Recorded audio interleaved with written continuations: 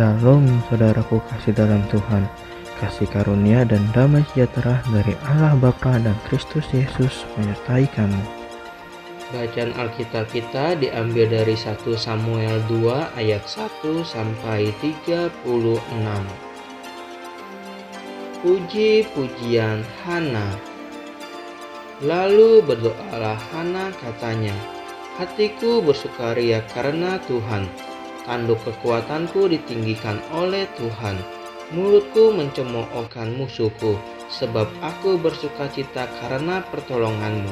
Tidak ada yang kudus seperti Tuhan, sebab tidak ada yang lain kecuali Engkau, dan tidak ada gunung batu seperti Allah kita.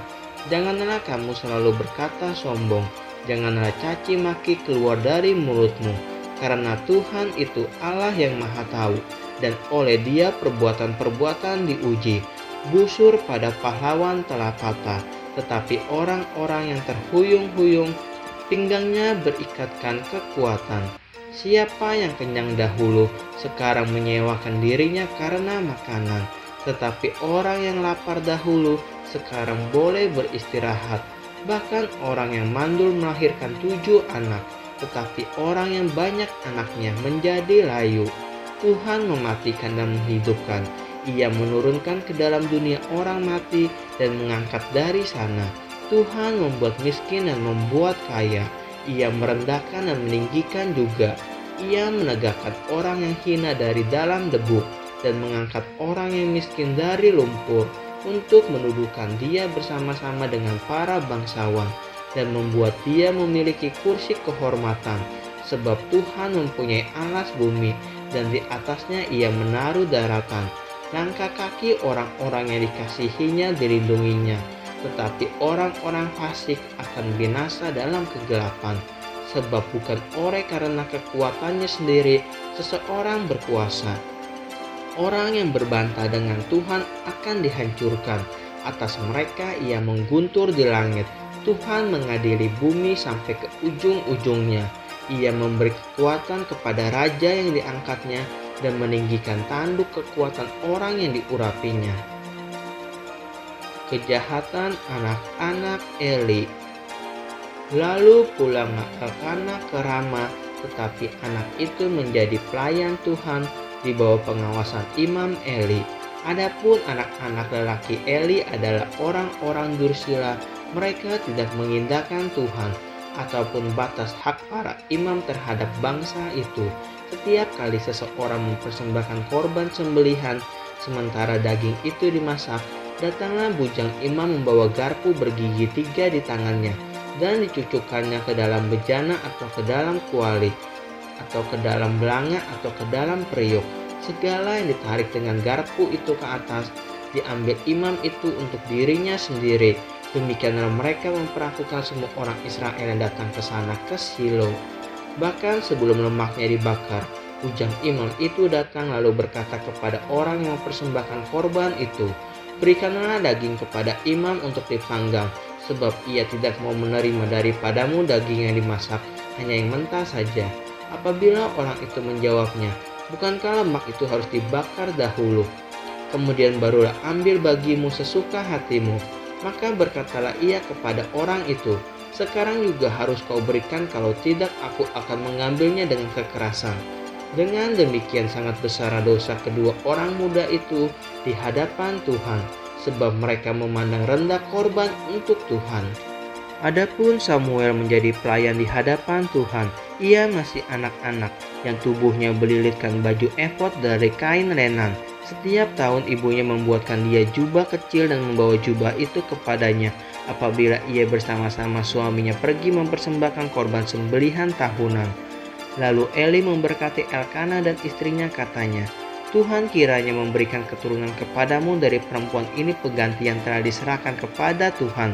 Sesudah itu pulanglah mereka ke tempat kediamannya, dan Tuhan mengindahkan Hana sehingga dia mengandung dan melahirkan 3 anak laki-laki dan 2 anak perempuan lagi.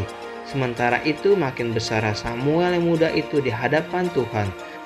Eli telah sangat tua apabila didengarnya segala sesuatu yang dilakukan anak-anaknya terhadap semua orang Israel. dan bahwa mereka itu tidur dengan perempuan-perempuan yang melayani di depan pintu kemah pertemuan. Berkatalah ia kepada mereka, "Mengapa kamu melakukan hal-hal yang begitu, sehingga ku dengar dari segenap bangsa ini tentang perbuatan-perbuatanmu yang jahat itu? Janganlah begitu, anak-anakku. Bukan kabar baik yang kudengar itu bahwa kamu menyebabkan umat Tuhan melakukan pelanggaran.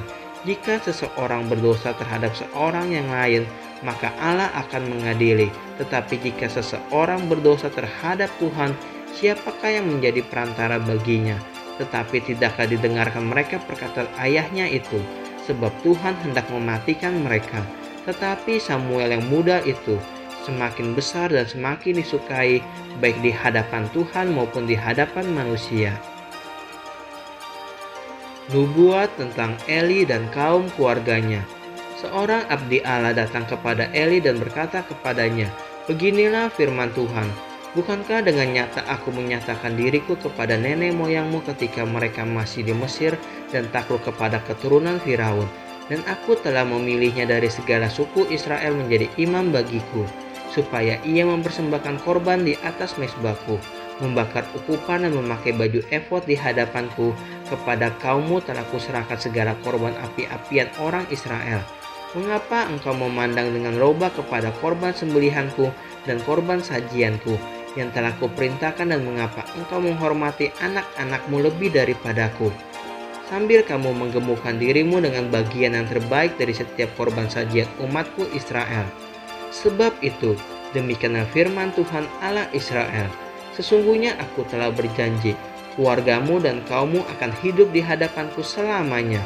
Tetapi sekarang demikianlah firman Tuhan, jauhlah hal itu daripadaku, sebab siapa yang menghormati aku akan kuhormati, tetapi siapa yang menghina aku akan dipandang rendah. Sesungguhnya akan datang waktunya bahwa aku akan mematahkan tangan kekuatanmu dan tangan kekuatan kaummu, sehingga tidak ada seorang kakek dalam keluargamu.